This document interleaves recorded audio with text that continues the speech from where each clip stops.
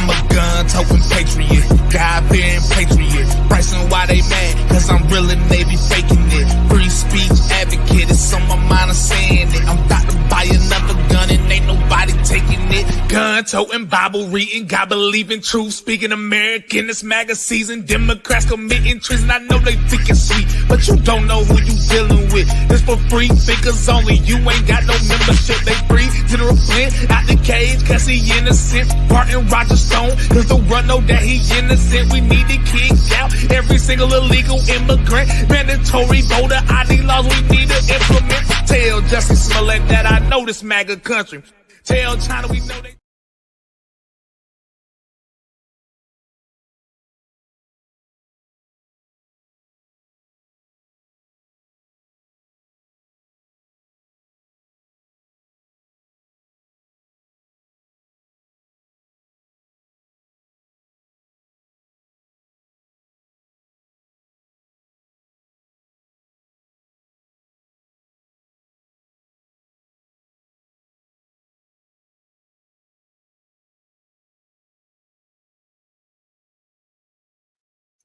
Hey, everybody. Good evening.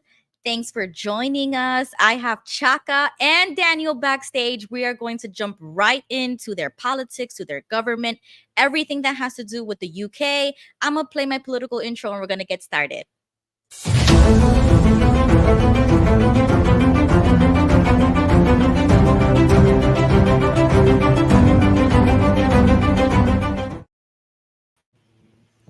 Hey, Chaka. Hey, Ruby. It's great to finally be on the show. I eventually made it onto the show. I know. I can't believe it. It's been so many weeks since I wanted you originally. But then Yes. Daniel stepped in and I'm so glad that he did because I still wanted to cover like UK politics and stuff like that. And I'm so glad he's backstage right now because I'm like, I got two Englishmen here who want to talk about politics and I'm so thankful. So I'm going to ask you very first question, really general question. Everybody knows that you're an ex-elder, very like really heavily indoctrinated, like most of us, born in just like me. So when you woke up and you left and you did everything that you've done, I mean, we've seen your channel grow since day one. I remember because I was doing videos on you. I was like, yo, everybody needs to check this elder. I can't even believe it. He posted this video. Like it was insane, right? Yeah. So we all know you and love you. Thank you. So what made you wake up to politics, want to get involved, want to vote? And then when you were looking at your political structure, climate, like whatever you want to call it, what are your leanings? So first give me your motivation to vote. Yeah, so motivation to vote, it's kind of absurd because if you remember in 2016 in the UK, there was a massive vote. And I was a heavily indoctrinated Jehovah's Witness at the time. So the United Kingdom was deciding whether to stay in the European Union or to leave the European Union, which was it was like a generational thing. The last time such a vote had happened, I think, was in the 70s. Daniel, you're probably going to correct me on that. And although I wasn't kind of thinking that I should vote or not vote, I was kind of frustrated at the result. And that every citizen of the United Kingdom has been impacted in one way or the other by the result of that referendum. So I can just give you a simple example. When we were part of the EU, you could just, if you decided to move to Spain, you could just move to Spain, start working in Spain for work for as long as you wanted to. If you're a young person, you could move to another European country, Germany, you could study without paying any extra costs as a foreign student and so on. And now all that is just taken away just by that vote. And I couldn't participate in that vote. And then, the people have made a decision and we obviously have to respect the decision of the majority. But then you're thinking, well, my vote could have made a difference. And when I woke up and I left the religion, then I thought, well, actually, now I'm no longer in the situation I was in 2016, where I could just watch these things happening. and the thing is, the reality is, depending on how seriously people take the religion. I remember in 2016 when that vote happened, there were friends of mine, fellow elders, who were extremely frustrated with the way the vote turned out, and so on. And so they are Jehovah's Witnesses who actually are politically inclined, and to some extent, they're not afraid to air their opinions on political matters. But Mm. then when you leave the religion, you kind of finally realize, actually, now I can contribute to these discussions. I can my vote, at least just by voting, I can make a difference in what's happening in the country. So yeah, that's where we are. And there's, I don't know if Daniel has spoken about this, but in the UK, pretty much everybody is on the electoral roll. So whether you're a Jehovah's Witness or not, you're on the electoral roll, because it affects your credit history if you're not on the electoral roll. So What is you're that right. though? What is that? So the voters register. So I would say, I don't know what the statistics are, but I would be very surprised if not more than 90% of Jehovah's Witnesses are registered to vote, because it actually affects your credit history. So it's not great not to be on the voters roll. So you're registered to vote. So even when you're a Jehovah's Witness, you still get a polling card when there's an election. So what we would do is we just bin Interesting. it. We just bin it when I was in the religion. You'd bin it when you get it. But then obviously when I was not in the religion, it was great because I didn't have to do anything, because I was already on the voters register. So I just got my polling card, and yeah, I Oh, could okay, get involved. yeah. Very, but Yeah, now you can participate, right? Because now I can before participate. you just don't, you just have it empty. You don't do anything with it. You You don't don't go do out to anything with. vote. Yeah, yeah, Okay. yeah. Okay, that makes Hmm. sense. Hmm. Okay, so now that you are finally participating and you're Hmm. looking at all of the political parties that are available to you and what they stand for, what they believe in, which one do you gravitate to? Like, what are your leanings? Do you, I mean, does the UK have like left wing, right wing, just like us in America? Like, where do you lean in the political Yeah. spectrum? So there's two main parties, and I'm sorry to the viewers if I'm repeating what Daniel has covered on the channel before. But anyway, repetition for emphasis, as they used to say in the religion. There's two big parties. There is Labour, and then there's the Conservative Party. They're also called the Tories. Mhm. And Labour would be kind of, now Daniel will probably be shouting wrong, wrong, but this is how I understand it anyway. Labour would be kind of left leaning, and the Conservatives would be kind of right leaning. And then you have different other parties. So you've got there's a party called the Liberal Democrats, and they were actually in government for about 5 years. They were in government with the Conservatives in from 2010 to 2015. So the first time David Cameron was prime minister, they because he couldn't get a majority in 2010, so they propped up his party so that they could get in government, and they were there, and they kind of made a blunder. So the leader at the time, during the election campaigns, he promised that they were not going to raise the university fees, the tuition fees. And then as soon as they got into government, they raised the tuition fees. So the next election, they were completely wiped out, literally. It is the Liberal Democrats. So the Liberal Democrats, I think they're kind of left-leaning, maybe more towards the center. Um, yeah, so they were wiped out in 2016, sorry, in 2010, and they struggled all the way until this election. And in this election, they did really, really well. They've got 70 seats in parliament. I think that's the biggest number they've had, at least in modern history. So that could be considered one of the bigger parties. And then there's another party which is quite influential, but they're mostly they don't field candidates in England and in Wales. It's called the Scottish National Party. So their main agenda is to get Scotland Right. independent of the UK. So they're kind of a big party, but they got wiped out during this election. So Labour Mhm. kind of took the majority of their seats. So those would be kind of the bigger parties, and then you have some parties that are up and coming. So there is, you've probably heard of Nigel Farage. So Yes, I love him. he so I mean, he started this whole Brexit thing. So he had, Yeah. first of all, he had a party called the United Kingdom Mhm. Independence Party, UKIP. And then he formed, after the referendum, he formed the Brexit Party, just to kind of pressure the government to implement the result of the Brexit referendum. And then that party now is called Reform UK, and they did reasonably well. This election, they got 5 seats in parliament, and Nigel Farage, for the first time, he got a seat in parliament.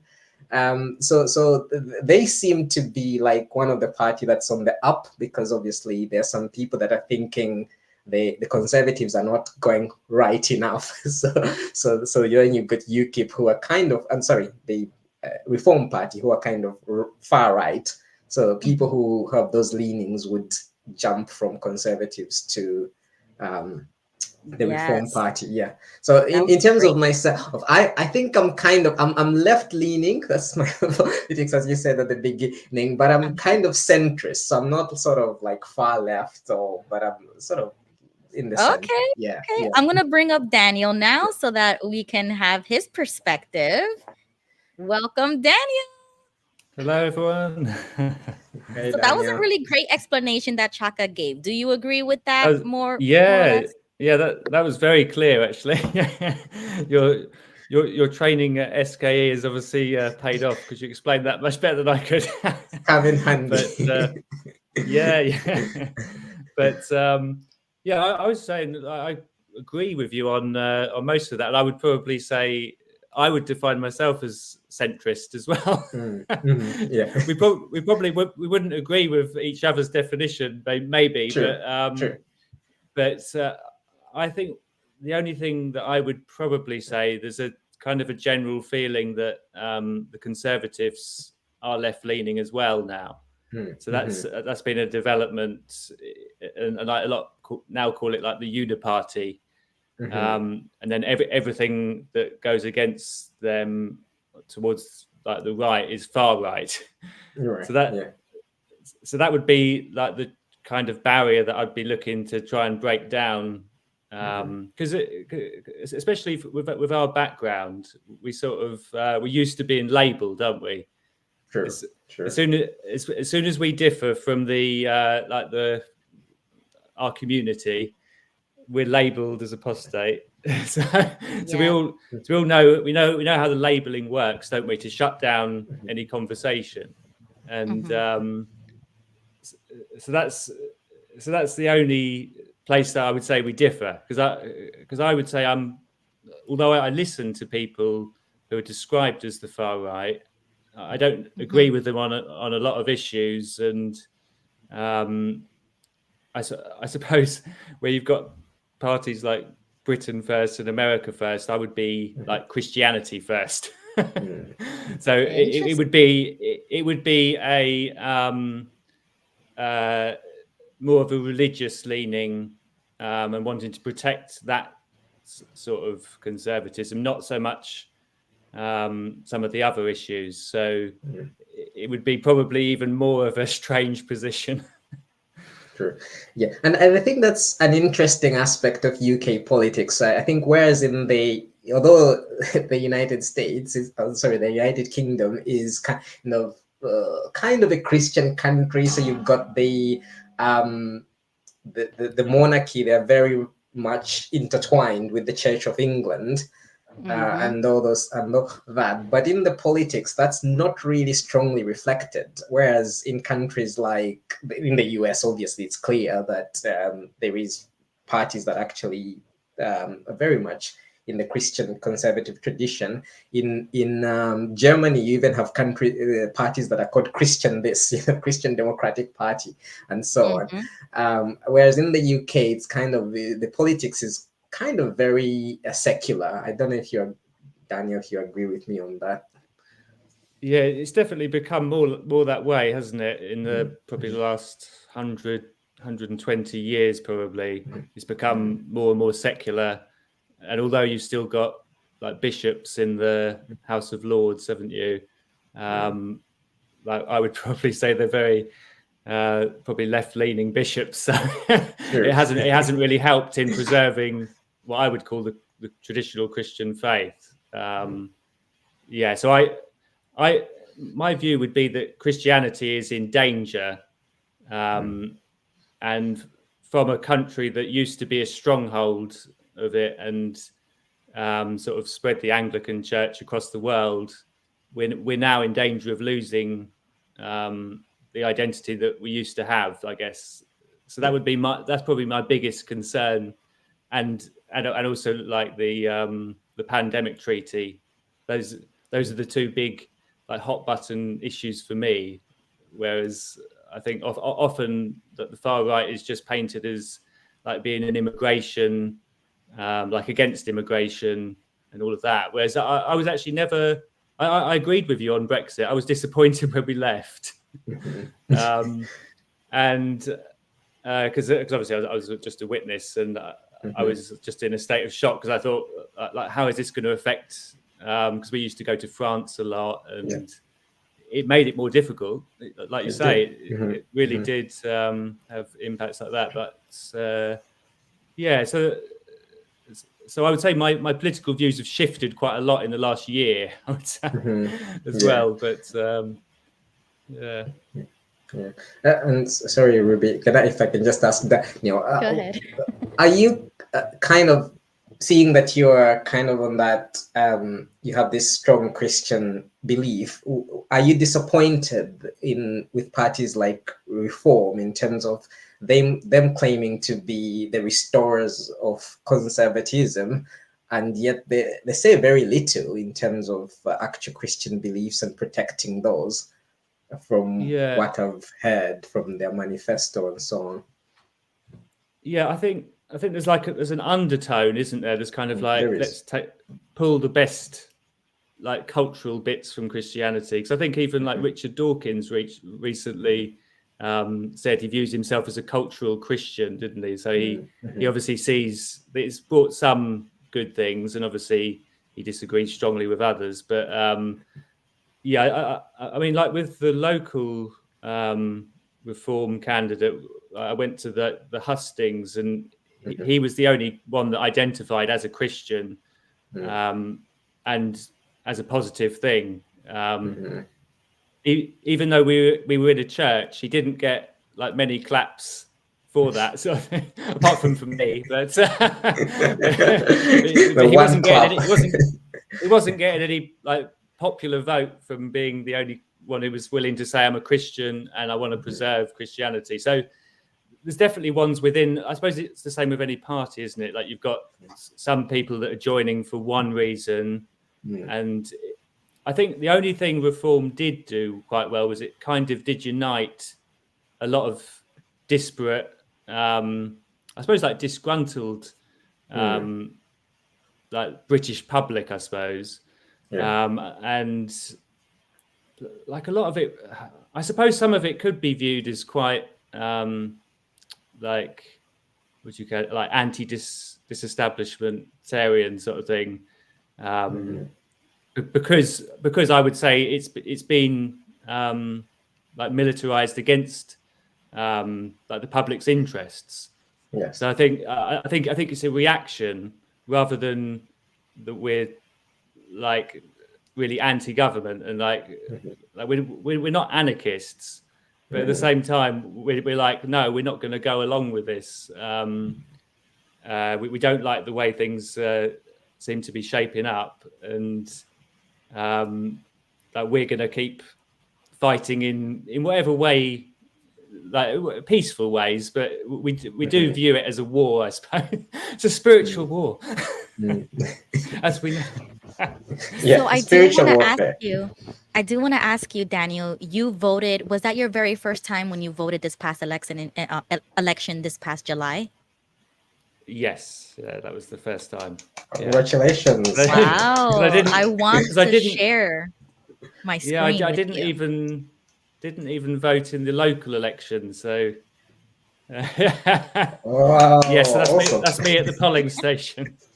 Brilliant. Very nice. Brilliant. I am so happy that you got the photo, because the last stream I was like, Daniel, you better go vote, and I want you to take a picture, post it all over the place, like, because we get stickers, we get like fun stuff. You could do a hashtag, and I'm like so like invested in all of that. I love everything that has to do with politics, with voting, going out there and being a part of something, participating, being in a group of other people that are like-minded.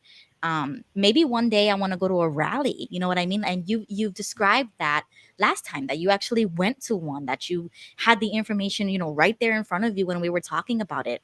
So this is your very first time voting. You grabbed the photo, and I am so proud of you. I am so happy that you did it. So I just wanted to share that with everybody. I forgot about that. Awesome job, Daniel. Well done. Yeah. And So then for Chaka, what happened with your voting? Did you vote?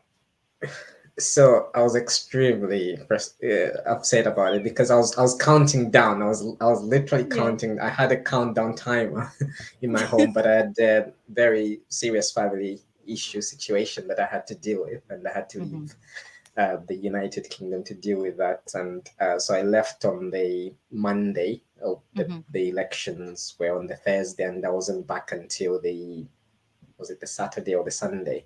So just missed it by a whisker. And we were talking offline, Ruby, yeah, about the postal votes. So I missed the deadline for the postal votes. There was still an option to vote, Mhm. actually, because that's brilliant. On the polling card, they give you all the Mhm. options. Mhm. So you can vote by proxy, you can do a postal ballot. There's some few different options. There was still one option that was open to me, but just because of what I was dealing with, I just wasn't there emotionally to kind of deal with, Right. because I Right. had to call the local council, explain the situation, and then I had to Mhm. find um, proxy because, Right. as you know, my spouse is still a witness, so they couldn't vote be my proxy. So I just gave But up. if you had the chance to vote, Yeah, who would yeah. you have voted for?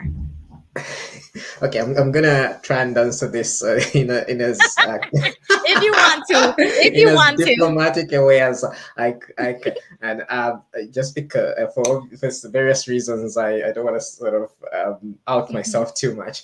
But basically, the party I was gonna vote for entered government. The MP I was gonna vote for, because in the UK it's a parliamentary system, so we don't vote in the government. We only vote in your member of parliament, and then the biggest party in parliament forms government. So the MP I was going to vote for won. So in that sense, my vote, my not voting did not make a difference. Put it that way. Yeah, the result I wanted happened. So yeah, but Good. it would still have felt good to have felt like I'm one of the people that's actually Mhm. made this happen. Right. But Okay, one more that's good, question isn't it? before. 'Cause it sort of Oh, go ahead. empowers us, doesn't it? It does. Because you do hear people say, "Oh, it doesn't matter what you vote. Mhm, Like Mhm. just spoil your ballot because there's no one to mhm. vote for." I don't like that attitude Yeah, because like you say, this is new for us, isn't it? But we want to yeah, feel that we do have a certain power, don't we? yeah, And it's kind of like just how we're going to direct that power, yeah. which issues we want to fight for Mhm. and Yeah, improve, really, isn't it? exactly. I think that's a really good point. And because I have these debates with some of my colleagues, and they say, well, I'm going to either spoil the ballot or I'm going to vote for somebody who's not going to win. And I'm saying, well, the thing is, if you either spoil your ballot or you vote for somebody who's not going to win, then you could have a situation that somebody who's got like really not great policies ends up in power. And one of the things, because I'm a parent like you, Ruby, I'm not sure, Daniel, but yeah, as a parent, you kind of are thinking, how these policies going to affect my children. And one of the big parties, we're talking about introducing something like national service. And I was thinking, okay, so if this comes into effect, my daughter's going to be affected by this. So it's kind of like a conscription type thing, not really into the army, but it's how would you describe national service, Daniel? I don't know how to properly describe it. It's like it's sort of like a standby army thing where they do like some government work and stuff, and it was gonna be mandatory. And I'm Mhm. thinking, well, this could affect my daughter in a few years' time. Um, and so you're taking all those things into account when voting. So there's I think people need to be strategic. This is just my opinion. You need to be strategic, even if you don't have great options. You still need to have a bit of strategy, and it requires a bit of work, like you said, Daniel. Going to the hustings. Like for me, I sat down and watched all the big debates. You can also read the party manifestos as well. Those are all in the public domain. So it requires a bit of work, but you can make an informed and intelligent decision at the end of the day. Yeah, very good points, Chaka. I totally agree with you, because if I wasn't a parent, I don't think I would be voting the same way. If I didn't have kids, I don't think certain things would matter to me, because I'm like, well, that doesn't pertain to me. I don't care what happens in the school, in the Department of Education. I don't really care what happens in, certain social issues. But since I have kids, I'm like, oh no, no, no. I could see the slippery slope, and I'm like, if I don't do something now, I can't complain later. Like, I need to participate now that they're young, and that we still somewhat have a democracy, I guess. You know what I'm saying? Like, and that's what I wanted to ask you guys, because we have seen, and just like Jane says here in the comment section, we have seen the riots that have been going on in the UK. I saw some videos that were very, like, emotionally tense. Like, people were really angry. I saw a lot of like Muslims versus English Christians, and like Daniel said before, like spiritual war. And I keep hearing those phrases, and it's even like pouring into America too, where people feel like, oh, Christian nationalism is bad and wrong, and people want to, or they think that they're better than other people because they bring religion into it, or they bring race, or they bring class. It's like there's always something. But what I have been seeing with England, and I haven't really done much research, I just see the surface level of whatever's on Twitter. So you guys are on the ground, you live there, and that's what I wanted to ask you guys, both of you, whoever wants to go first. How do you feel about what's going on right now? And how do you think that impacts your country, your family, yourself? Like, how do you see, what are your opinions about what's going on? Who wants to go first? I can go first. Okay. So just a bit of a background. So there's been protests. It started in the north of England.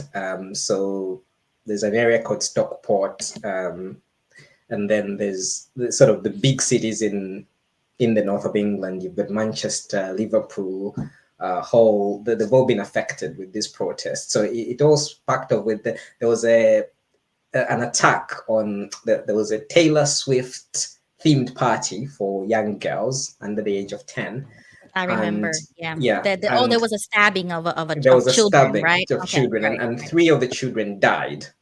Now, there's also been a lot of misinformation, because from what I've read, and I've tried to use the reliable sources as much as I can, the individual that stabbed these kids, the parents are from Rwanda, which is an African country, right?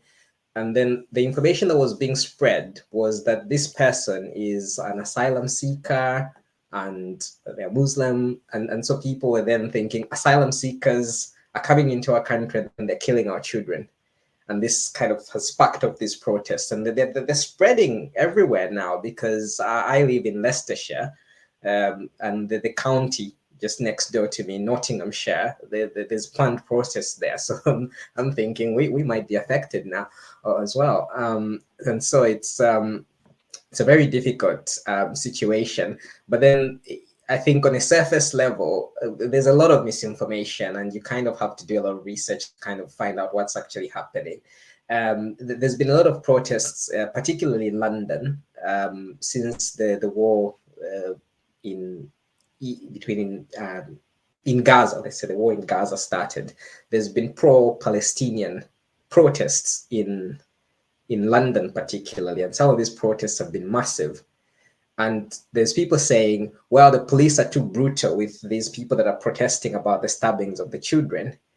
But there is an actual difference. It's not just an opinion. There is a difference between the protests, which the pro-Palestine protests are mostly Muslims are organizing those and running those. But those are peaceful protests. They're not burning buildings and burning cars and businesses, destroying businesses. Whereas these protests that have started now, since the stabbings in Stockport, they've been extremely violent to the extent that businesses have been affected. The people have gone to Muslim businesses, burnt these businesses down. People have gone to mosques and done damage to the mosques. So when people say, well, the police are being too brutal with these people that are like, I don't know, native British people that are protesting compared to Muslim people, it's kind of like muddying waters in the sense of not really giving the full picture. Okay, Daniel, how do you feel? Yeah, I mean, obviously it's tragic, isn't it? And like, you don't want to take away from the initial the tragedy of the stabbings, because we were talking about this earlier, that how would you feel if you were the mother of one of these children, and you sort of, you would want this to stop, wouldn't you? Unfortunately, it's sort of got emotionally charged, doesn't it? And it's turned into a major conflict. So from where I see, because at the moment it feels like it's almost like the fog of war. Like we don't really know the full scale of what's going on. I think I heard today there's like a protest happening in like a neighbouring, like the neighbouring big town to us. So it's coming to even a sleepy, like southeast, which is quite unheard of, really. But so obviously it's affecting all of us. And from what I've seen, there's been a lot of like characterization. I think what's inflaming it as well, the Prime Minister has kind of said anyone who gets involved is far right. So again, it's like left no room for any genuine protest on this issue. So which I see as a huge problem, because like we said, there's wars going on in other parts of the world, and people have a right to protest that. So when it comes to our like where we come from, we also have a right to protest. But a lot, it has been said that this has been like it's reactionary, isn't it? It's so emotional that it looks like things are getting violent, and possibly on both sides, because like I think it was said that like there's also like Muslims going around with weapons, and maybe that is just them wanting to be like defend themselves. That's probably going to be their justification, but that is illegal as far as I know, that to go around with like lethal weapons. And again, we talk about like this. To some people, it seems like there's a double standard. So I mean, like obviously, I can't obviously condemn any violence that's going on, but it's a major conflict, and there's fault on both sides, I think. And also, I think the media is stirring it up, because there seems to be like they're already trying to label it on like the blame on certain people who have spoken about the dangers of Islam, which I would agree with some of the things that they say. When you look at the documentary texts, it's not going to ever work between the two civilizations. There is going to be continual conflict because of what the texts say. So it doesn't matter if you're a violent Muslim or a peaceful Muslim. The actual political Islam is the problem. So anyone who is an orthodox Muslim divides the world into two, which I suppose every religion does it, don't they? We always have this us and them, but we can't be blind to the fact that and just call it Islamophobia, because there's an interesting book called Islamophilia, and it's written by Douglas Murray, and he's a conservative sided commentator, but he he sort of like tries to show there's two sides to this issue, and yes, there's an inflammatory side because people feel like there's dangers on both sides, and like the media is painting it as the Muslims are in danger now, and they're being painted as an endangered minority, which of course, like a lot of the right wing feel like, I would say like the true right, not the far right, they feel that they're endangered. So there's violence on both sides. I think we've got to admit that. Like I haven't looked into it maybe in as much detail as you, Daniel, but I don't see the violence from the Islamic side. And the thing is, from what I know now, from the reports I've read on the news, it's not just that they're not just attacking Muslims; they're attacking people of minority. I could be attacked today or tomorrow, for all I know, just because I'm a minority, and there's this assumption that these people are coming into this country and then they're killing our children. But I just don't see the connection between one individual from an ethnic minority stabbing people, which again is a tragedy. As you said, we can't take away from that. But what's the protest trying to achieve is my question. I just don't understand the premise of the protest. Are they saying everybody from minority backgrounds should leave the country because they're a danger to white British people? It's kind of strange. Whereas if you take the protest I referred to earlier, where predominantly Muslim people are protesting against what's happening in Palestine, in Gaza, there is a definite premise there. They're saying that war needs to stop because so many people are dying, innocent women, children, and so on. Whereas with this one, to me, it's not really clear what is, even if it was a peaceful protest, which is not, from my understanding, even if it was, for argument's sake, I just don't see what the end goal of it is. Yeah, and I agree with you. I think it's obviously an irrational like reaction in that sense, like you say. But it's like a spark that's ignited a fire keg, isn't it?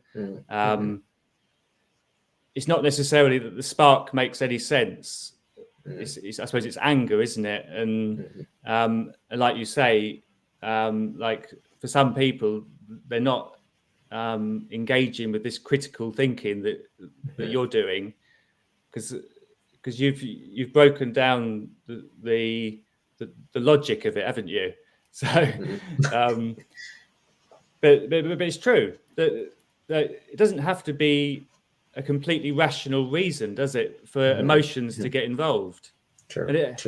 It's like all three of us, like we made decisions that were rational to us, but the reaction that we get is irrational because our friends and family talk about truth, but they're not willing to hear our side of it. So people react irrationally. I suppose it's more an issue of how to deal with the situation. I suppose from my point of view, like when you look at like the mass immigration, when I was sort of like doing a bit of study, there was this idea that the state is like a ship that we all sail in. But I was just thinking, like, obviously people coming from other ships, if you like, it's not a case of like rescuing them all from the water, is it? A lot of them are coming from other ships, and our ship can't sustain like an endless amount of immigration before it will start sinking, because like in the news I saw the other day that like Labour are already saying we don't have the money for this bypass, which had been planned for years. So you think of all the money that goes into planning like a huge bypass for a town, and obviously there's always going to be people opposed to it anyway, but it would have supposedly good effects for the town in diverting traffic, but there's no money for that. So that just shows that the money, like the country, is in trouble financially already, and yet the immigration policy doesn't seem to be slowing down. So it's just like basic maths, isn't it? That we have to help our ship stay afloat before we can take on more people. So it's not a case of not wanting to integrate the people that are here, because obviously I'm a Christian, so I love even those who are ideologically opposed to me, which I would say Islam is ideologically opposed. It views Muhammad as a prophet, whereas I think he's a false prophet. So we're never going to agree on that, and that makes me an enemy to some people. So I understand that, but I still love people that hold differing opinions, and obviously I would try and convert them, and they can try and convert me. But that is the essence of Christianity, isn't it? That yes, there is a desire to convert other people, but there's also a desire to live in peace and live a quiet life where you can. So that would be my what like from a Christian point of view, that would be why there could be reason for protest in perhaps what the government, like the way the government's working at the moment. Yeah, I think you make I completely agree with you. Yeah, go ahead, Chaka, your thoughts, and then I'll go ahead. Go ahead. Yeah. Now, I was just gonna say, I do. I think you make really good points, and it's a good analogy you made there of with the Jehovah's Witness religion, which we've left, where people are just reacting by emotions, or they're reacting based on inaccurate information that they've been given. And I do think, for me personally, I think that the one thing that kind of frustrates me in the UK politics, and it seems to be across the spectrum. There is no party that kind of convinces me with the immigration policy, because all the parties just say we need to bring down the immigration numbers, full stop. And they're even against legal immigration. I think any developed economy does benefit from legal immigration. Like, for example, if we took the National Health Service in the UK, it benefits greatly from we getting doctors, nurses, and other professionals working in the National Health Service. So this whole idea of we just need to stop immigration, full stop. And there is no party that says we're going to try and stop illegal immigration, and then legal immigration is fine, which I think the United States is great about, because even Ruby's probably going to correct me on this, but even sort of right-leaning politicians like Donald Trump, what he condemns is illegal immigration, not legal immigration. Whereas in the UK, it's just immigration. And I think that's a problem, because what then happens is that people that genuinely want to come here for the right reasons, people who have the skills, who've got the qualifications, people maybe who want to come and study so that they can and then get the qualifications and support the economy and so on, those people are bad, because you have too many people that are coming in illegally, and it's just out of control. Like the small boats and that, and I guess there's people that are coming in illegally that are genuine asylum seekers, and that's their only option, or they don't have any other alternative. But because that's just gone out of control, as you said, there is like I deal with people that are asylum seekers or whatever. It's overcrowded where these people are. And it's unsustainable, because I was actually having this debate with a colleague of mine. I was saying, the people that come into the country as asylum seekers, they're not given loads, they're given luxuries. Like they get like a basic room or something like that, and then they get a very small allowance. Last time I heard, it was something like £35 a week, which is next to nothing. But if you multiply that into hundreds of thousands, or I don't even know if we're even getting into the millions now, like, where's all that money coming from? And as you rightly said, then that money is being taken away from things that could actually benefit the country and the economy and the citizens. So I think this blurring of the lines between legal and illegal immigration is probably to some extent contributing to this problem, I think. Yeah, definitely. Because that was why immigration became a thing, wasn't it? It was like a desperate need for like you say, skilled workers, and I think there probably still is a desperate need, isn't there? There is. which of course Brexit didn't help, did it? Because then a lot of the workers had to leave, and there was even like a lot of unskilled workers that used to come in just to do was it the fruit picking and stuff, Yes. and all of a sudden there was no one to do the work because a lot of the British people wouldn't do it. So maybe that did blur the lines, like you say, of like true immigration, because it's not. To be honest, I was never against immigration. Like as a witness, it's only when you look at like the like you say, the sustainability.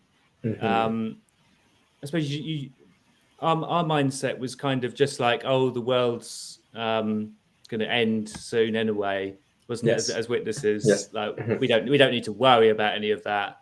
But when you sort of start to think, well, like I need to start thinking as if I'm going to be around like for the end of my natural life, sort of thing. And like, where will we be in 10 years? Where will we be in 20 years? I think that's the perhaps where the worldview changes slightly, doesn't it, when you leave? And maybe that's why your politics change. True. And just very briefly, I know, Ruby, you have some comments, but just on your point about Brexit and what happened with immigration, the irony is people were promised that once Brexit happens, immigration numbers are going to go down, and they've stratospherically risen since Brexit. So it's kind of like the whole thing has backfired. Yep, you guys brought up so many good points. Like, this is exactly what I envisioned this show to be, is that I can provide a platform for everybody to come here and talk about stuff like this. So Daniel, your very first points that you've made about 10, 20 minutes ago, amazing. I love it. It is exactly what we are trying to promote in America as well. Just like Chaka said about Donald Trump, they're not sending their best. And it's true.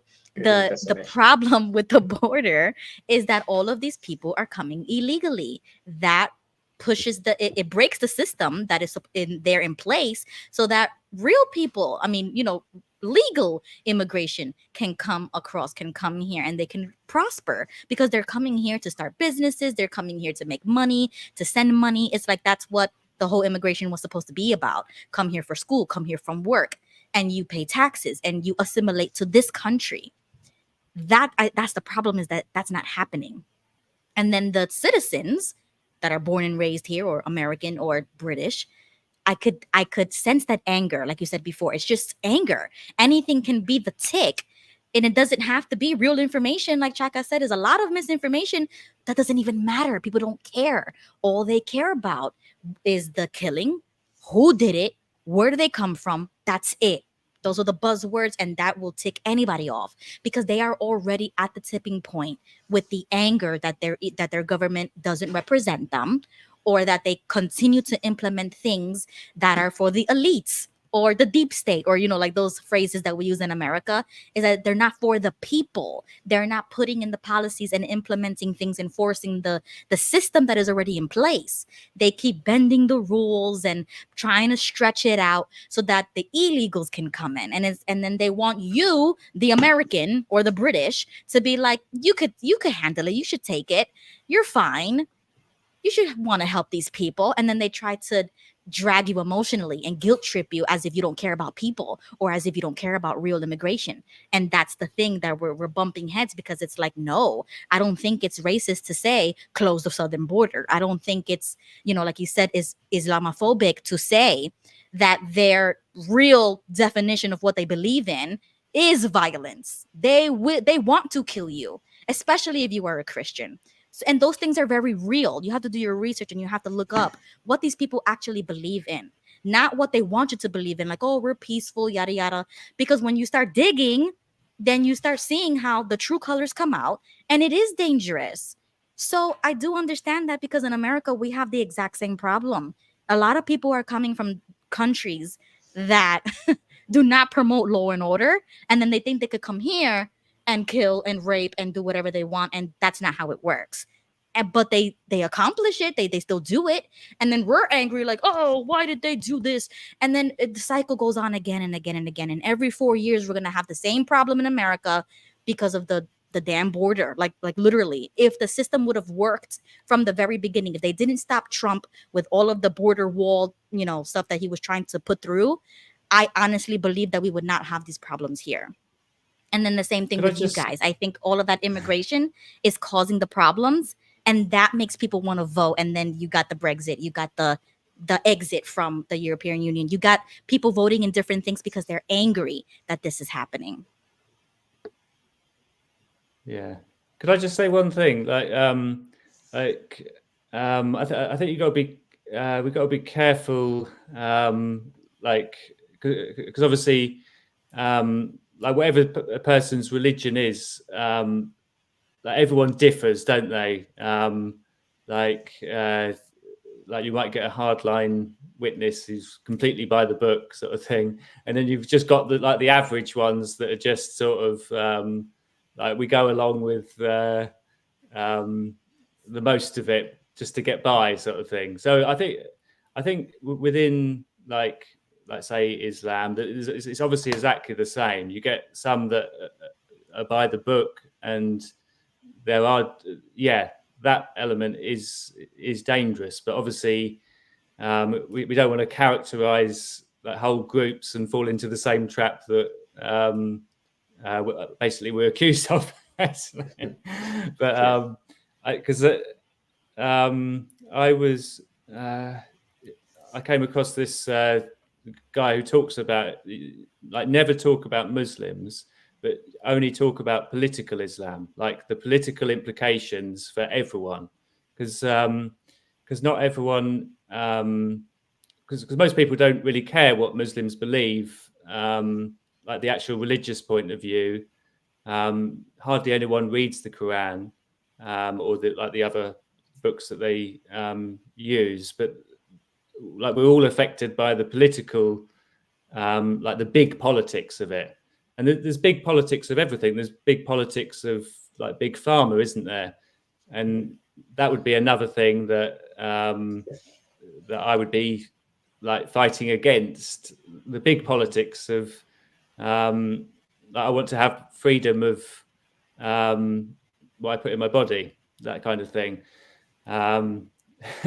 Seems like I'm losing electricity here. I better shut up. It's a flash from heaven. I'm on the wrong track here. Seems so, Daniel.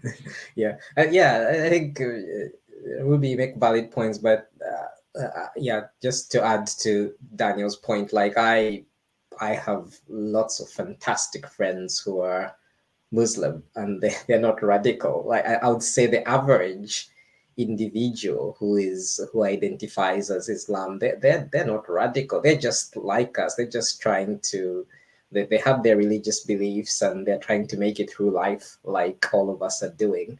And within any system, you will have people that are radical, and especially if they genuinely believe in the writings, the holy writings of their book. But so it's a tricky one. My experience is amazing people. I do love having debates with them, and that's the sort of thing. I think just going back to that discussion around immigration, I don't want to labor the point, but to Ruby's point, you can't have a country without a border. And I know some of the people that are coming into the UK on the small boats, they're clearly very desperate. They clearly see that as their only option, but that's not the right thing to do. You shouldn't enter a country without their permission. It's kind of like, and I was having this debate with a colleague of mine at work. it's kind of like somebody's being chased outside by, I don't know, by a criminal or whatever, by a thug, and then they just enter your house through the window or something like that. That's just not on. Yes, we know you're desperate, but do it properly. Come and knock on the door, and if I'm convinced you're doing the right thing, then I'll let you in. But I think what's happening quite similarly in the United States and the UK is like people just jumping in through the window, and I think that actually deprives people who genuinely are seeking asylum that option, because then people come to the border who have genuine reasons, and those people are turned away, whereas these people are already in the country, and once they're in the country, there's practically nothing you can do about it, because even the plan, Rishi Sunak's plan of sending people to Rwanda, the government ended up spending 700 million pounds on that Rwanda plan, and they sent 4 people to Rwanda. And these were people who volunteered. It's not like they were just put on the plane and we're taking you to Rwanda. These are people who said, I want to go to Rwanda, take me to Rwanda. 4 people. So you're saying, is it 100? If you do the maths, it comes to like 175 million pounds to send one person to Rwanda, which is just insane. And the problem starts from when people enter the country. So you have to kind of have a system where you have a border and you can control who comes into the country and who comes to the country. And I think the politics, in my opinion, in the UK, they've got it completely wrong, because now they're just saying people coming into the country when there are people who are coming and are making a massive contribution to the economy, to the healthcare system, to business, to IT. And all these people are just being labeled as people that are coming into the country, these immigration figures, when actually I think we're actually looking in the wrong place. Chaka, I've just got a question. Yeah. I was watching your original interviews with Lloyd Evans today. Oh, yeah. And I think you said something about you noticed a lot of racism in Russia because you went to you studied in Russia, didn't you, or something? Yeah. You said you came to the UK, but obviously because you viewed it as a like there being less racism. Would you say it's still the same, or has it got worse, or since you've been here, or? I think I would say, like, in comparative to Russia, or just in general. Yeah, like in comparison to your views back then, sort of thing, was obviously let's go to the UK because it's not racist. Yeah, I think in the UK there's more protection against these things. So there's laws against racism. I think people are educated about how to treat people of various races, and also in the UK, the UK has a long tradition of having people of various ethnicities, just for the obvious reasons that the UK colonized quite a huge chunk of the world, my home country included. So for those reasons, I think the UK is kind of more tolerant. But this scares me. This what I'm seeing now with these protests and these riots. It kind of worries me. I'm like, are we going backwards? Is this the direction the country is going to go into? But up until now, I hadn't had major concerns. I guess if you're from an ethnic minority, you always get, even in the religion, you get like microaggressions and those sorts of things. But up until now, I haven't encountered anything nearly close to what you would face in Russia. So what was the like the manifestation of racism in Russia, just out of interest? Yeah, so it was just like overt racism. So you could be walking down the street and then somebody would be driving and then they would just stop their car. They'd literally stop their car and shout something racist towards you. Some people got beaten up. Thankfully I didn't. But in every kind of institution you try, if you went to the bank, there would be some kind of barriers put against you. If you went to an educational establishment, in a work environment, So it's just like the system is just the whole system is racist. The individuals in the country are very kind of against people who are and Russians, I would say they have this kind of hierarchy of human beings. So you've got the British and also white British people. I don't know if you know this journalist Reggie Yates. Reggie Yates. He used to do this series on the BBC called Extreme This. So he did Extreme Russia, Extreme China, Extreme South Africa. And he's British, like completely British. He's born in the UK, speaks like any white British person. And he went to Russia and they kind of were like, so what are you? It was like, I'm British. So they were like, are you Black British? Are you African British? There's just this whole so they have this hierarchy of human beings. So you've got white Americans and white British right at the top of the hierarchy. And then you've got the second tier on the hierarchy are these like, Central Western Europeans. So the Germans, the French, the Norwegians, the Swedish, they would be on the second tier of the hierarchy. And then you've got the Russians, and I guess they would maybe, I don't know whether they view themselves as higher or at the same level as the other Eastern Europeans. And then below them, they've got the sort of going further east. So you've got the Kazakhstan, I don't know, Uzbekistan, whatever. And then below that, you've got the Chinese. And then Black people, it doesn't matter whether you are like African American or Black British or whatever, they're like literally at the bottom. Okay, so let me correct.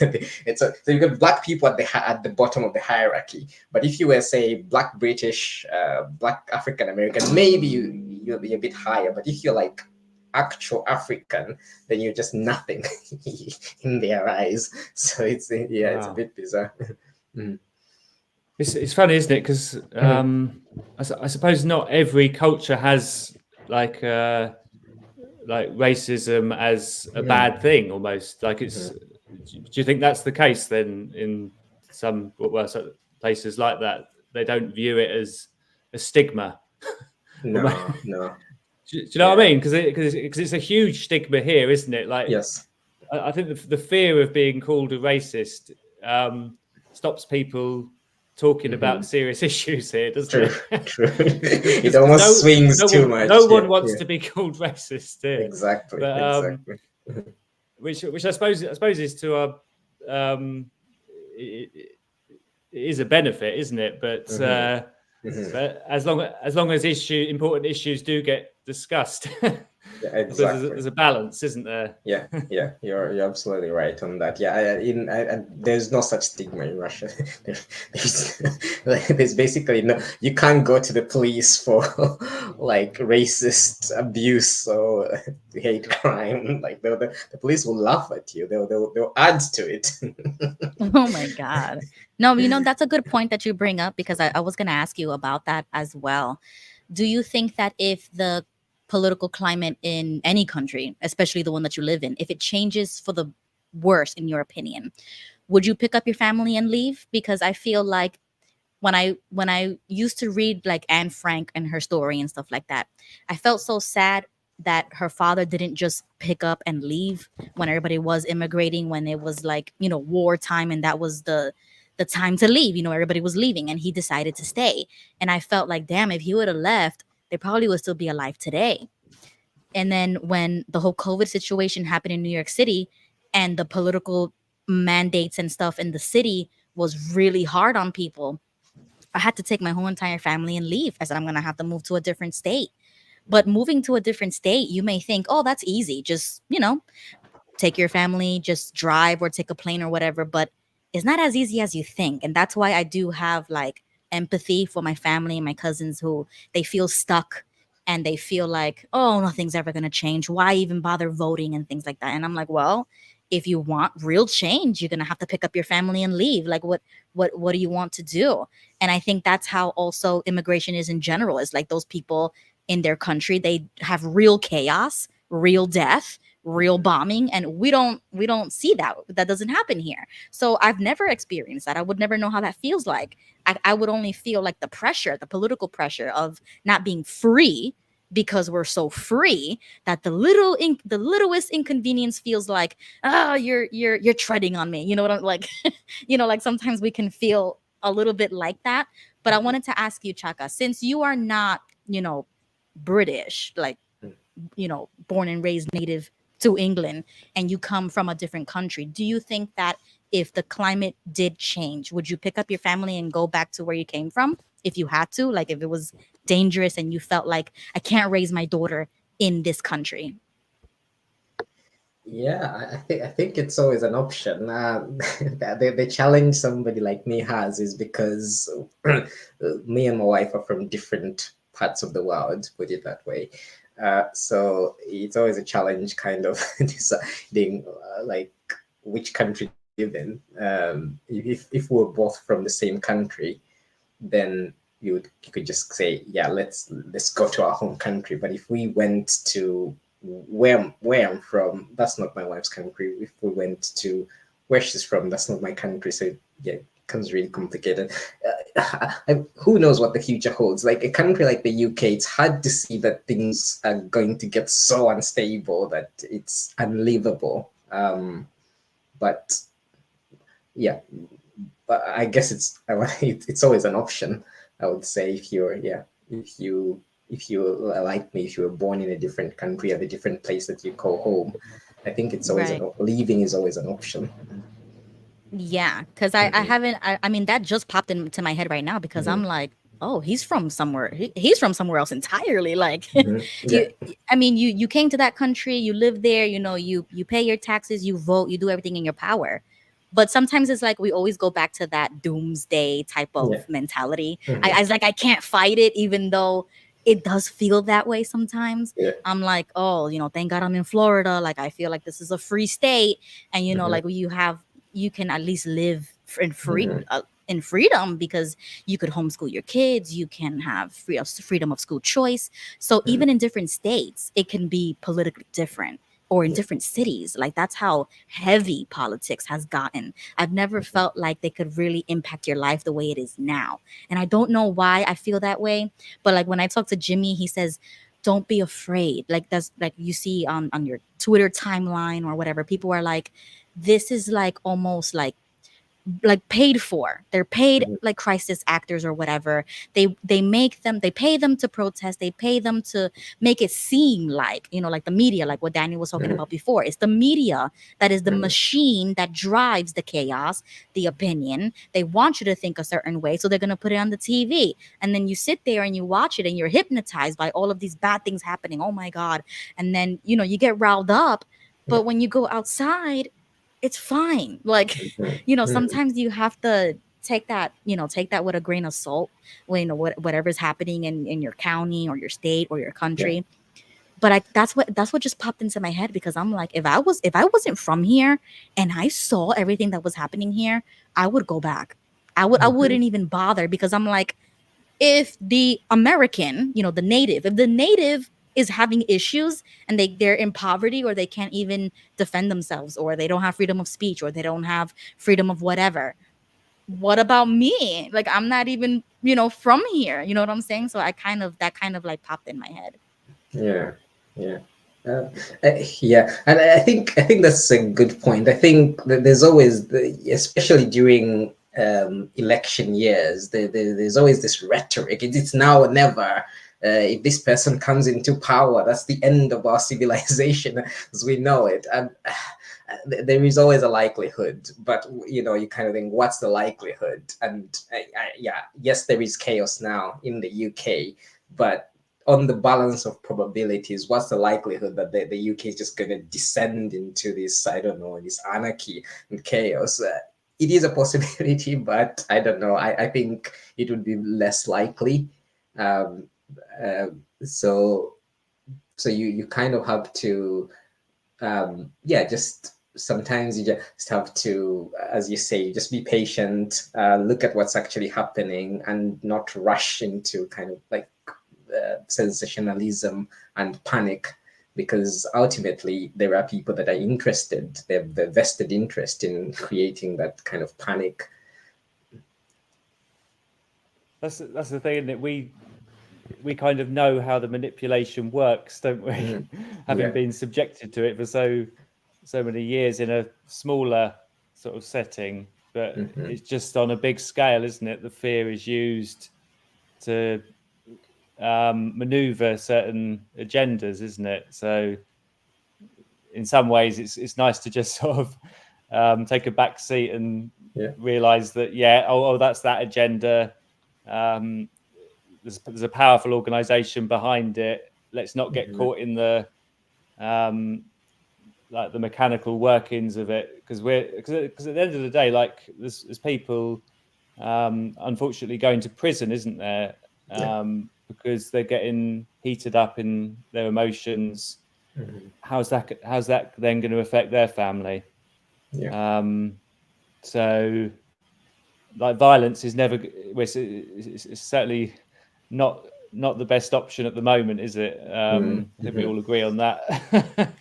Sure. And try not to be too dragged along with the manipulations as they come, because obviously there's powerful things at work, aren't there, that are trying to shape the world in a certain way, and then there's like opposing forces. So yeah. it's Okay. just One last question. Trying to all be friends, isn't it? Yeah. Yes. Okay. Because I know we've been here for like an hour and I don't want to keep you guys here for too long. But one last question is just like a personal curiosity of mine. How do you guys feel about patriotism? Do you feel like you are proud to be British or proud to be, you know, or maybe like nationalism, but more so like patriotism, like love for your country and things like that? Do you think that you would ever like volunteer or maybe sign up and do something for your country? Because I've been thinking about that, honestly. Like I got two boys and I was thinking I want to put them in like a program. And when I was looking into it, we have something called the Young Marines. And one Saturday out of every month, all the boys would get into a group and then they'll have a sergeant and they'll train the boys as if they were like in the Marines or the Army or whatever. Like there's different programs. And so I was thinking, wow, I love the structure. I love like I want them to get to know a little bit about like military terms or exercising, like a lot of good things that can come out of structure and authority and discipline and stuff like that. And then going along with the patriotism, I feel like I do want them to grow up and maybe join the military or be a young Marine. You know, I'm like that pride of getting involved in something, especially with the kids. But even as adults now, I'm thinking for you guys, do you think that you would ever get like really, really super involved, maybe in a political party or like volunteer to do something for like political reasons or for your country? So how do you feel about patriotism? I mean, I can go. Yeah, you go. Yeah. For me, I suppose it's more of like a religious patriotism. So I'm sort of proud of what happened, like with the Church of England, I guess, and like the King James Bible. So for me, that is kind of like what put England on the map, and spread like the gospel around the world, and out, obviously then out to America. So in that sense, I also sort of like read books that were sort of like the War on the West, which was kind of like looking at how like history has almost been rewritten or could have been rewritten. There's always things we're never going to know about history, aren't they? It's always a construction. But I feel like there's been a lot of negative history of England, and I suppose I like to try and counter it if I can in like arguments and stuff. And I suppose that would be like the level of my involvement and obviously like musically as well, like singing the choir. So we like have St. George's Day and like the Remembrance Day. We have like special services for that. So as it stands, that's as far as I go really. But who knows in the future? But yeah, I'm certainly not at the point of where I believe in what the military's doing, and I'm not sure I'm completely convinced by the Christian arguments for getting involved in warfare. There's still like too many questions that I've got about that. Right. Yeah, for me, like looking back now to the Jehovah's Witness teachings as a former member, I just find it really, really strange that there is this strong anti-patriotic rhetoric, like almost like you need to, yeah, you actually need to hate your country. You should have nothing to do with the actual country of your birth or the country that you decide to make your home country. And that is weird. That is not biblical, because if you read particularly the Old Testament, the Jews were so patriotic, so proud of their Jewishness, and and even in the New Testament, even Jesus, he was like a proper Jew, proud of his Jewishness. Paul writes about his Jewishness. So why this thing of you can't love your country? You should only love the kingdom and have nothing to do with your country. That is that is just so strange to me, that a big organization that like the Jehovah's Witnesses can be promoting that, because so what are you going to do? So you're supposed to not love the place that you call home, and you're supposed to not have anything to do with it, and it's just actually unnatural, because people naturally gravitate to their home place, whether it's their hometown, their home village, their home, whatever place they call home. And people naturally gravitate to that. And even you find people like even if they moved away in old age, that's where they want to spend their old age, or die, or be buried on whatever. And the Jehovah's Witness religion just wipes out all of that. It takes it all away from you.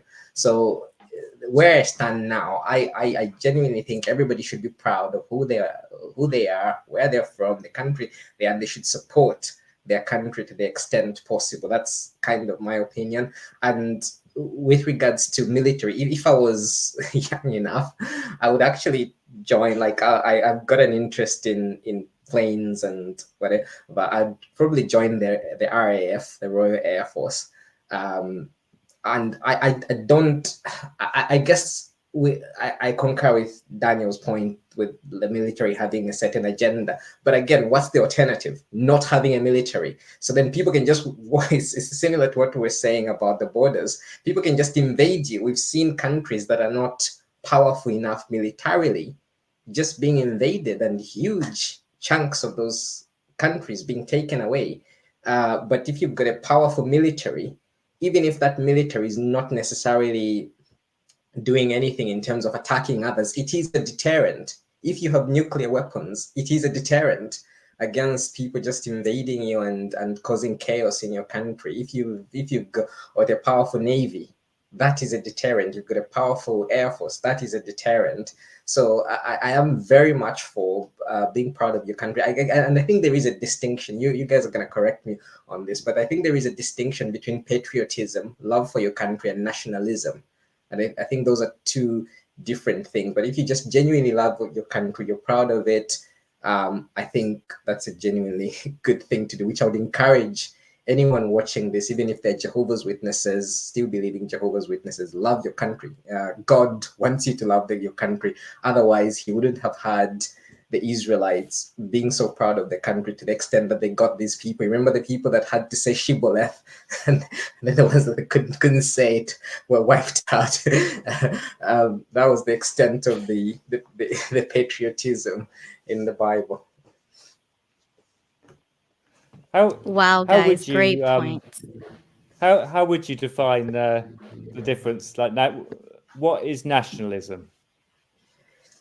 I think Oh, good nationalism. question Oh yeah, because I would just looked it up yeah, because I'm on my computer. good. So, okay, I'll read it out. It says nationalism is an ideology that emphasizes loyalty, devotion, or allegiance to a nation or nation state. Nationalism holds that such obligations outweigh other individual or group interests. A nation is a group of people with a common language, history, culture, and usually geographic territory. Nationalism aims to protect a nation's right to self govern and shield fellow residents of a state from global economic and social pressures. So that's an interesting. I don't think that's what you meant, was it? By Well, I did ask both because, Let's like see what Chaka yeah. said, let's see what it says about patriotism. yes. So Ah. patriotism is a feeling of love, devotion, and a sense of attachment to one's country. This attachment can be a combination of different feelings for things such as the language of one's homeland and its ethnic, cultural, political, or historical aspects. Patriotism represents the qualities and conduct of a patriot. The idea of patriotism originally was an attachment to the surrounding land, but with the establishment of national boundaries, governments, and ideologies, patriotism came to mean loyalty and support of one's own country. So I think that's kind of my understanding of it. So nationalism, even from your definition, it sounds kind of separatist. Just Ah. just our country and that's it. We don't A want, little bit. A little bit, yeah, yeah. we don't want other countries to prosper more than us, and that sort of thing, that us against them. Whereas nationally patriotism, in my understanding, is where you just love Mhm. your country, you're just proud of it, and you want to do Right. what's best for it. Mhm. Yeah, but that's why nationalism can get a little bit extreme because people could Yeah. take it a little too far. Mm. Mhm. But I when I did like look into this and I was thinking for myself, okay, what do I agree with? Where do I align? And just like Daniel said that he takes like the Christian standpoint when it comes to it. I did the exact same thing, honestly, even though I don't really practice too hard into I'm still inquiring and I go to church and I ask questions and things like that. And some of those things are so tangled in with each other that it's like you can't be a Christian and support abortion. So when you get into the political scene, you can't really support a left-leaning person or a politician if they support abortion. So it's kind of like default you would have to vote for if you are a real Christian and you want to stay true to your standards and the biblical standards, you would support a right-leaning politician that is an abolitionist, quite frankly, that would abolish abortion altogether. Because as a Christian, we view it as, abortion is murder. So that's the best example that I can give. Um, so that's why when I started looking into it, I was like, I can't be lukewarm about something. I can't say, oh, like I want to be a progressive liberal in some things and then in other things really conservative and right leaning. So you have to pick. You can't like just cherry pick what you want because none of these parties are perfect enough to do that. I wish I would have like the perfect party, like a Christian American first party that would really represent Christian values the right way, but they don't. There's a lot of Christian conservatives that are not really Christian, and they really tolerate LGBTQ, trans or abortion, like certain things like that. But it's like the right wing version of that. And it's like it doesn't matter if you're left or right if you still support things that are unbiblical. As a Christian voter, I'm not going to vote for you. Like I don't care if you're a conservative and you still support things that are unbiblical in my opinion. So that's why I always say, like, I know that some people have told me, oh, well, you shouldn't be really coining the term Christian nationalist. But to be honest, that's how I feel. Like, that's the leaning. The leaning for me is that when I'm looking at the politics, I don't want to support a law or like an incrementalist viewpoint to certain things that, in my opinion, require absolute abolition. I don't want any babies, unborn babies, to be murdered. You know what I'm saying? So it's like when you do go to vote, when you do research these people And then you're going to say, okay, who do I want to vote for? When I do that, I'm looking at Christian conservatives, but even more so, like, I want people who are like America first. I want people who are going to put this first above all else. And that's what nationalism is. It's like that loyalty, that devotion to the, like, the nation, that it bypasses individualism. It's like we should all be for something like this. And in my opinion, that is like the positive output that I want for the entire country, not just half of the country. I want, like Daniel said, I want everybody to be Christian. But of course, we have freedom of religion here, so I'm not going to impose that. And that's why people get it wrong. Like, oh, well, Christian nationalists want to codify laws, federal, like federally, and force people to live by Bible standards. And I'm like, no, that's what the media tells you, and that's what you have been conditioned to believe. But no, I am so much for like the legal way in the voting process. I want to vote in people who mirror my values to the best of their ability, because we're not going to have that in America. It will never exist. You know what I'm saying? Like, we will never have a monarchy. We would never have a dictatorship. Hopefully, you know what I'm saying? Like, if we still have a constitution and a government that will prevent those things from happening.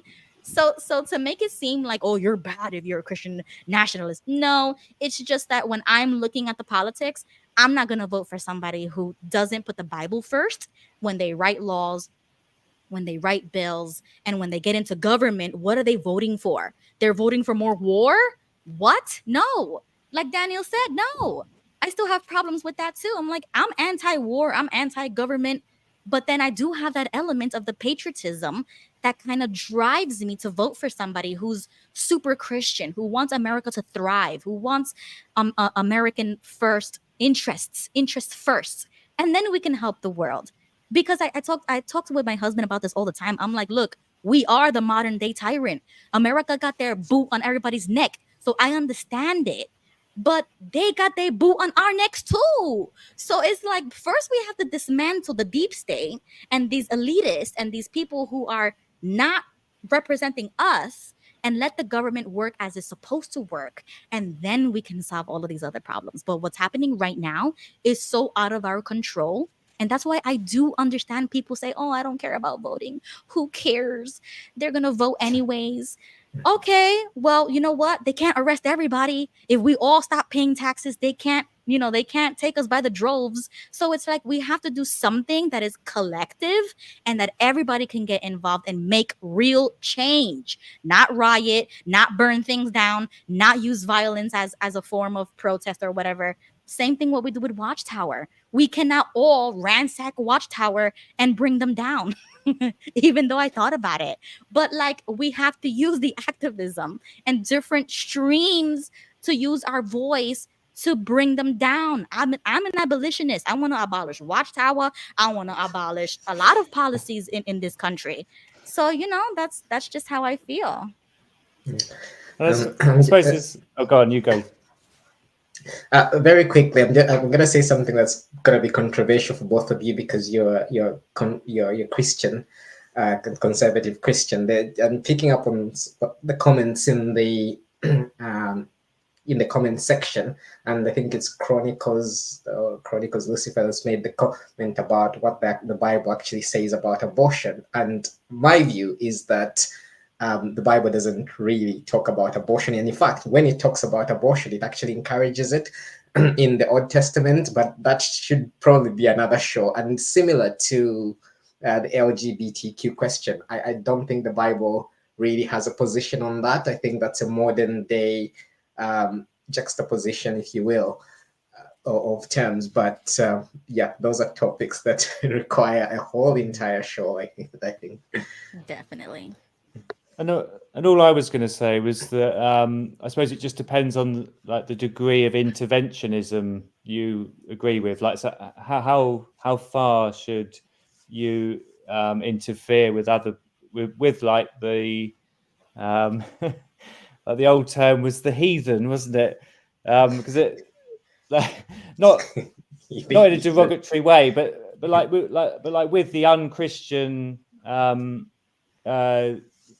like element of society, I don't think Christianity will ever have enough power to like actually intervene in a lot of these issues. So I suppose maybe I just have a more like of a realist sort of like approach to it.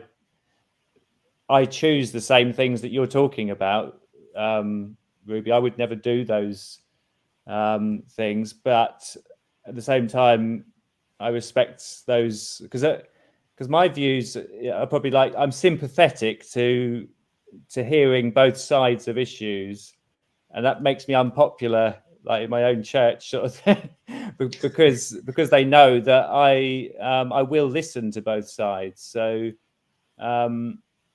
because my church, like they are mainly left leaning, really. So a lot would say, "Oh, that's apostate Christianity," but it may just be that their experience in life has been, yes, we believe in the Bible, but I don't think we should interfere in people's lives to that degree. So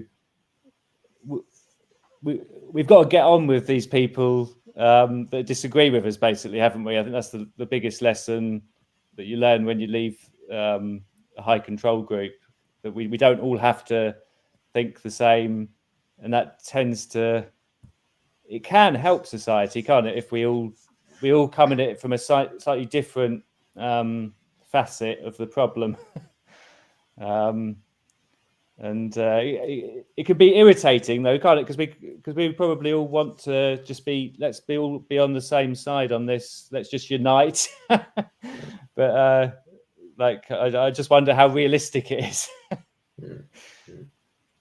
Daniel, if you don't mind me asking, what church do you associate with now, or are you just? Yeah, so I am just Church of England. Right.